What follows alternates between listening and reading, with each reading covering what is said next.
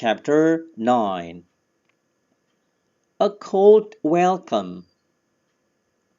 On Wednesday evening, we went to the town hall. It was the last day of the year and a large crowd of people had gathered under the town hall clock. It would strike 12 in 20 minutes' time. 15 minutes passed and then, at 5 to 12, the clock stopped. The big minute hand did not move. We waited and waited, but nothing happened. Suddenly, someone shouted, "It's 2 minutes past 12! The clock has stopped!" I looked at my watch. It was true. The big clock refused to welcome the new year. At that moment, everybody began to laugh and sing. Chapter 9. A Cold Welcome. On Wednesday evening, we went to the town hall. It was the last day of the year and a large crowd of people had gathered under the town hall clock.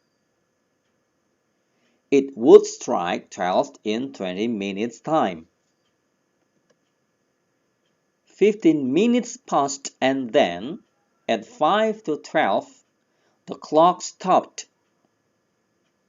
The big minute hand did not move. We waited and waited, but nothing happened. Suddenly, someone shouted, "It's 2 minutes past 12! The clock has stopped!" I looked at my watch. It was true. The big clock refused to welcome the new year. At that moment, everybody began to laugh and sing. Chapter 9. A Cold Welcome. On Wednesday evening, we went to the town hall. It was the last day of the year and a large crowd of people had gathered under the town hall clock. It would strike 12 in 20 minutes' time. 15 minutes passed and then, at 5 to 12, the clock stopped. The big minute hand did not move. We waited and waited, but nothing happened.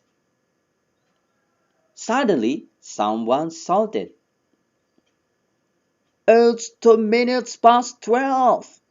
The clock has stopped!" I looked at my watch. It was true. The big clock refused to welcome the new year. At that moment, everybody began to laugh and sing.